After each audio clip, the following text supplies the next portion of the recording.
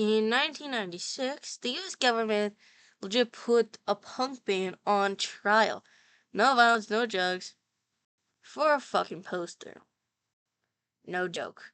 An artist came into the album, inside an album, and honestly, for the government's loss, punk won. This is a story of the dead Kennedys versus the United States of America.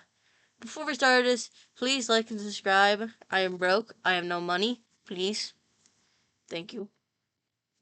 Who are the Kennedys? The story starts in 1978 in San Francisco, California. And unlike a lot of punk bands, the Dead Kennedys were politicians.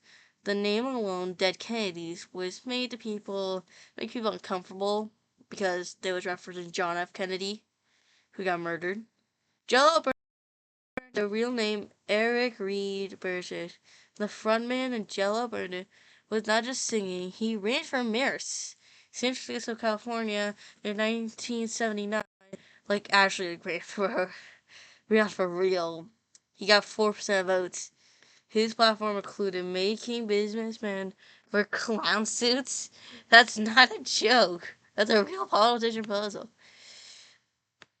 East Bay guitar, East Bay Ray on guitar, and Glenn Felt on bass. DJ on drums, DH on drums.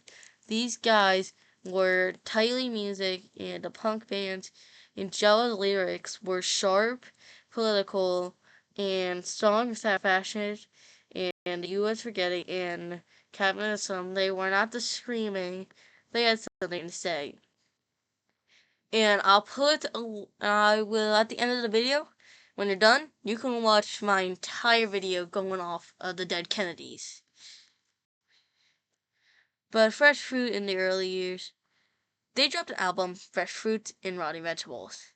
And guys, this album was actually pretty good. It had songs like California, You Rallies, Holiday in Cambodia, and I understand, so it's right.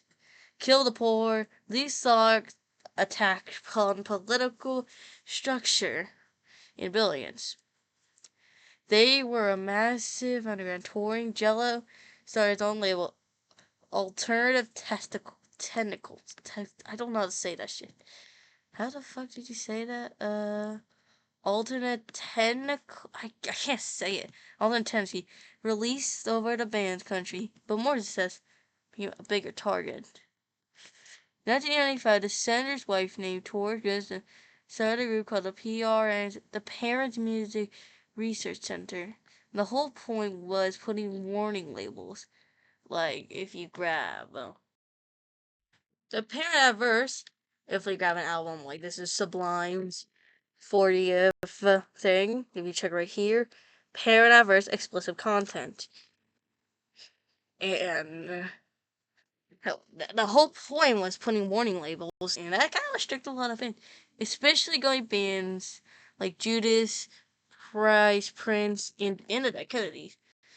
These were actually U.S. settings, and whether rock music was dangerous, Frank Joseph ended up showing up to testify. They and the Twinkle Star Sister and showed, and honestly, both of them would absolutely destroy PMRC. Showing up to these hearings wasn't the end. The pattern interrupt the poster. Then, the Kennedys released an album called Frankenchrist.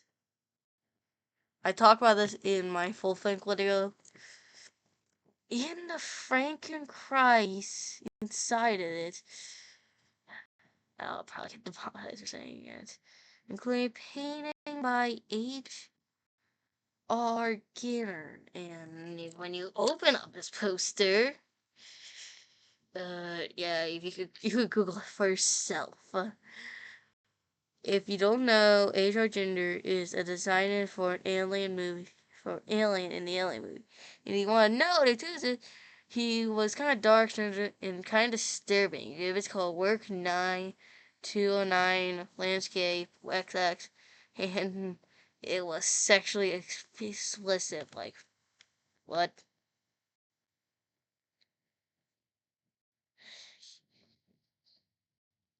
Yeah, and if you Google that, you're gonna see the name of this thing. And do y'all wanna know what it's called? The penis landscape. Yes, I'm being so fucking dead ass. It's called the penis landscape.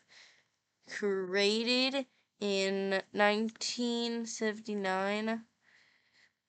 It was sexually not very strange or serious way.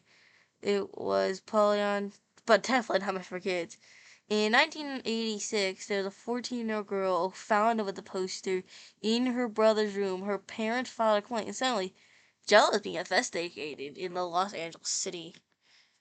Legit had to fact check how far went, and you guys raided houses. Police showed up at Jello's house and took everything, his record, his tape, his personal file.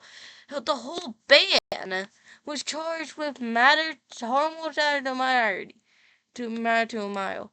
That ain't them faults though, okay? Yes, it's fucked up, but next time, fucking check. Worry about your 14-year-old an album. The trial started in 1987 and became the national flag for the AUCLU.